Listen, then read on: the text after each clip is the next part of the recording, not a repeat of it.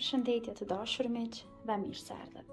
Përsëri jemi bashkë sot edhe për një tjetër menu iftari, e cila edhe ka një pamje jashtëzakonisht të bukur, po ashtu ka edhe shijen. Vazhdojmë tani në kuzhinë me përgatitjen e këtyre recetave, me të vërtetë që ja vlen që të provohen.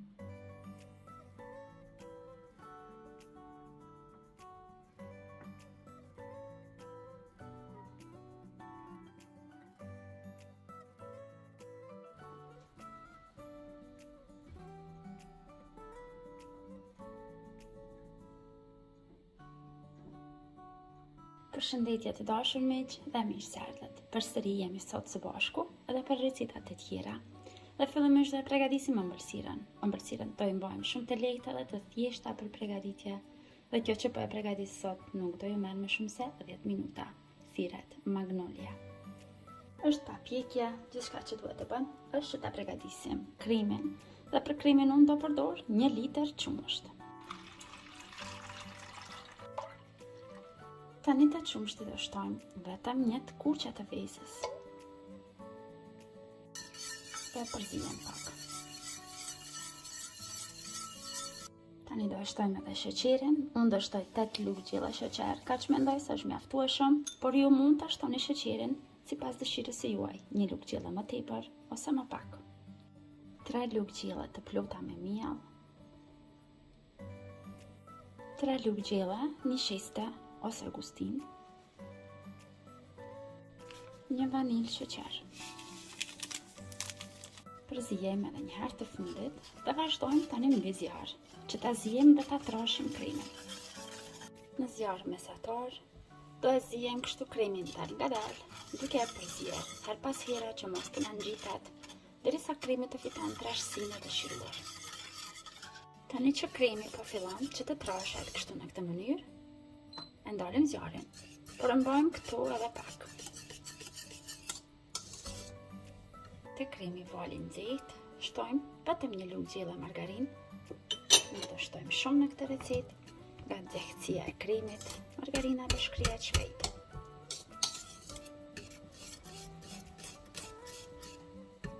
Pasi që sigurohemi që është shkrirë margarina brenda te kremi, por mos harroni që zjarrin e kemi të ndalur. Brenda do shtojmë një pakosh llak krem 45 gram. Nëse nuk mund të gjeni nga kjo, do shtoni 200 ml krem pana për ëmbëlsira. Tani me mikser vazhdojmë me rahim kremin për 2 deri në 3 minuta.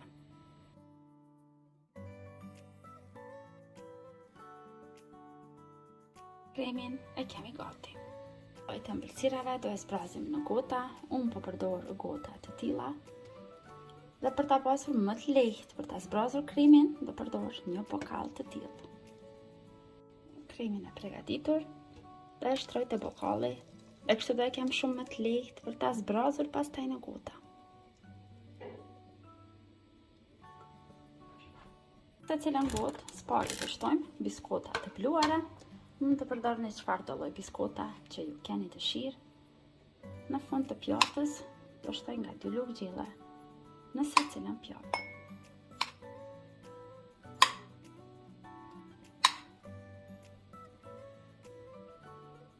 Tani në gotat vazhdojmë shtojmë nga kremi që përgatitëm. Do shtojmë një nga pak, sa të mund që t'i rëndisim lule shtrydhet. Dhe ju tregova se kjo aparat do ju lehtëson shumë punën.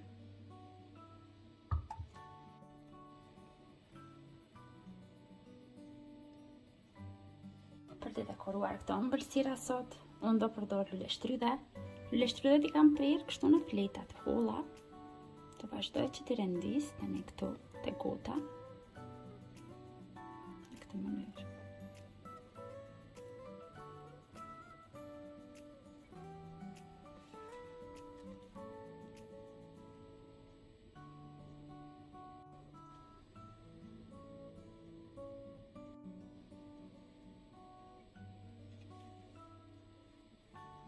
Si rendisim të gjitha lule shtrydhat në gota, vazhdojmë përsëri shtojmë edhe nga një tjetër lugë gjella biskota të bluara në brendi.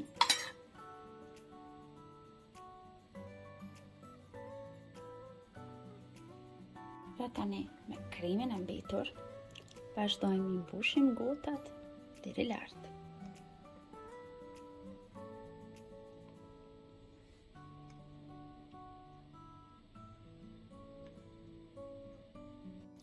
Me biskotat e bluara përfundojmë duke i mbuluar përmbi secilën gotë.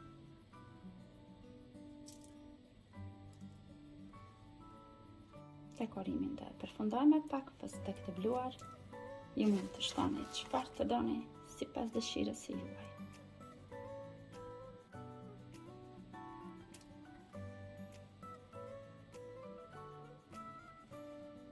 Dhe magnolia, ëmbëlsira në gota, në këto momente është gati. Gjithçka që duhet është të presim që të ftohet në frigorifer dhe kemi të gatshme për të servuar. Vazhdojmë tani me përgatitjen e pjatës kryesore të kësaj menuje të iftarit. Do përgatisim një pjatë shumë speciale sonte, është tavë fshati, pra tavë fshati siç e kam përgatitur tjera herë 2 shetona, por përmbi do i vendojmë edhe kuleç, bukë, pra brum të përgatitur në shtëpi. Formuar brumin e këtyre kuleçve në një enë më të thellë, do shtojmë 100 ml ujë është i vakët. Unë këtë meny po e bëj të përshtatshme për 4 persona, nëse juve ju nevojitet për më tepër persona, do i të fishoni të gjitha masat që unë po i përdor. Te uji do shtojmë 2 lugë gjelle vaj,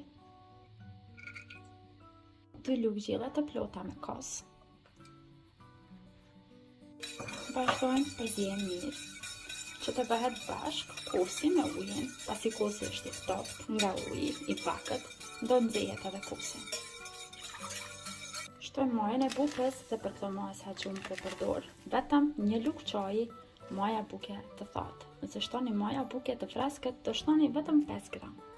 Gjysmë lugë çaj sheqer, vetëm 1 lugë çaj kryp. Përzijem edhe një herë të fundit dhe vazhdojmë shtojmë mielin. Mielin do e shtojmë pak nga pak dhe si që them gjithmonë duke e kontrolluar. Pasi këtu kemi sasi të vogël, nuk do na duhet më shumë se 250 deri në 300 gram miell. Vazhdojmë tani me dorë, duke shtypur një herë në këtë mënyrë, dhe të formojmë një brum të butë, njëjtë sikur kur përgatisim bukë. Brumi është gati, është formuar, mua më deshën fiks 350 gram miell për këtë masa që unë përdora. Tani do lëmë anësh brumin që të pushoj dhe të aktivizohet diku për 35 deri në 40 minuta. Vazhdojmë tani që ta përgatitim mishin. Në total unë po përdor 600 gram mish biçi të prerë në fileta të holla, por për këtë recetë do na nevojitet që të jetë i prerë në copëza më të imta. Vazhdojmë e coptojmë një herë mishin. Pasi e kam prerë në fileta të holla, do vazhdoj ta ndaj kështu në copëza shumë të vogla, sa më të vogla, aq më mirë përshtatet me këtë recetë që po e përgatitim sot.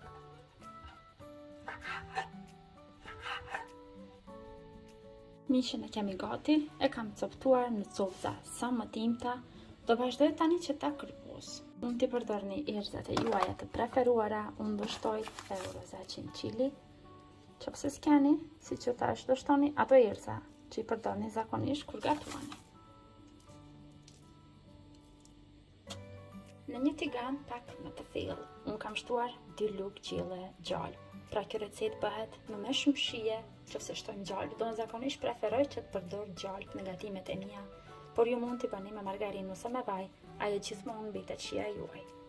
Me që gjallë bie shkrir, mishin e coptuar kështu në copëza më të imta dhe të kryposur, e shtojmë në tigan. Te mishi do shtoj edhe pak hudër pluhur, për deshët mund të shtoni edhe hudër të preni në copëza të imta, por unë nuk dua që të vrihet hudra, vetëm të ndihet aroma. Për atë arsye është e pluhur. Në zjarr mesatar do e fërgojmë vetëm mishin një herë, diku për afërsisht 10 minuta, derisa të sigurohemi që mishi të fërgohet mirë në të gjitha anët, të fiton një ngjyrë të bukur. Pastaj vazhdojmë i shtojmë edhe produkte tjera. Mishi është fërguar mjaftueshëm, vazhdojmë tani këtu brindat e mishit ta shtojmë qepën. Brindat e mishi do shtoj 2 qep të prera imët, unë i kam prerë në një blender të dorës. Vazhdojmë tani fërgojmë, vetëm edhe 2-3 minuta qepën bashkë me mishin. Tani brenda do shtojmë edhe speca, unë këtu kam të përzier spec të kuq dhe spec jeshil, një të kuq dhe një jeshil. I ruaj në ngrirje kështu edhe kur më duan i kam të gatshme. Shtojmë edhe 3 domate. Domatet i kam pastruar nga lëvorat dhe i kam prirë në copëza shumë të imta. Shtojmë një lugë gjella past domate, nga këto pastat që janë pak më të trasha. Unë do shtoj edhe një lugë kafeje past nga specat, nëse keni. Nëse nuk keni, nuk prish fare punë. Do shtoni vetëm atë të domateve.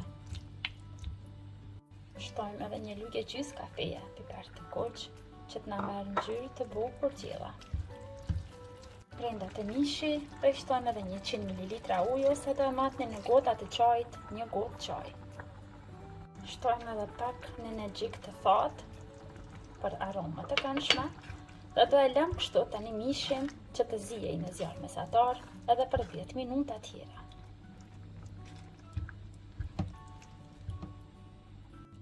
Pas 10 minutave dikon, tani me është trashur salca që kemi shtuar brenda të mishi, është i gatshëm për ta shtruar tani edhe në tavat e vogla ku do e fusim në furrë. Unë do përdor pjata të tilla të keramikës dhe do e bëj të përshtatshme për një person. Po deshët mund ta bëni edhe në një tavë të madhe ose do e bëni kështu si po e bëj unë. Mishin që përgatitëm, vazhdojmë tani i mbushim tavat e keramikës.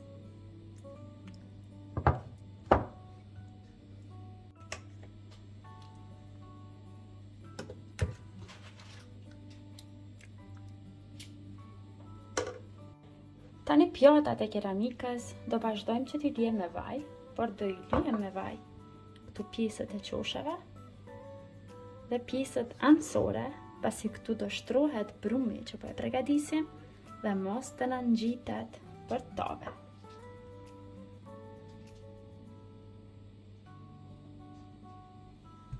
Mos harroni të kapni edhe këto pjesët anësh.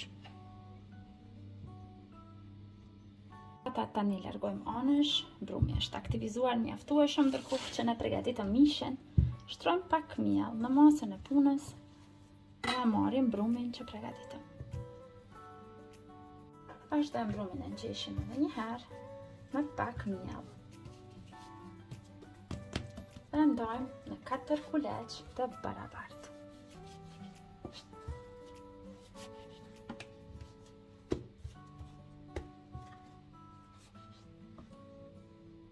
Vazhdojmë i gjeshim kuleçt, duke ia dhënë formën e mirë rrumbullake.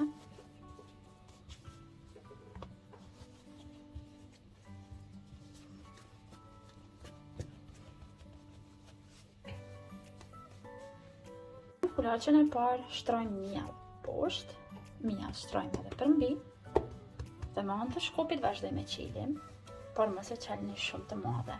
Duhet të bazohemi te pjata ku do i pjekim dhe mos na bëhet shumë e hollë, pasi këtë edhe e kemi në vend të bukës. Marrim tani brumin që përgatitëm, edhe pak me duar dhe tërheqjem dhe e mbulojmë tani mishin me brumin në këtë mënyrë.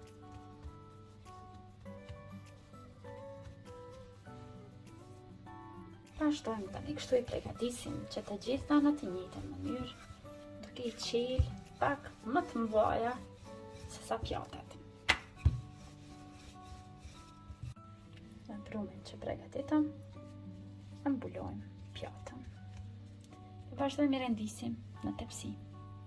Tani që i kemi renditur të gjitha brenda në tepsi për pjekje, përmbi do vazhdojmë që t'i lyejmë bukën me vezë. Një vezë e kam vrahur mirë dhe përmbi do vazhdoj që ta lyej lehtë, kështu do merr ngjyrë edhe më të bukur.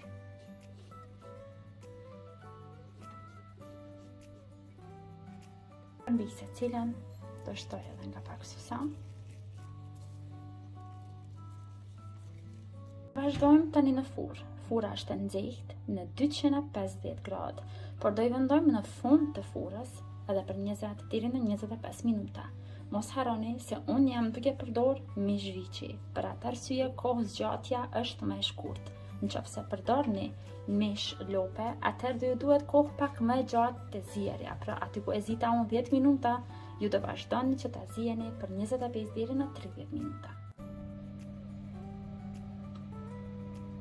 Këtë menu të iftarit do përgatis edhe patatet të skuqura, sonte do i skuq në vaj, po deshët të njëjtat mund t'i pjekni në furrë, por unë gjatë tërë këtij muaji kam përgatitur të pjekura dhe sonte desha që t'i bëj të fërguara.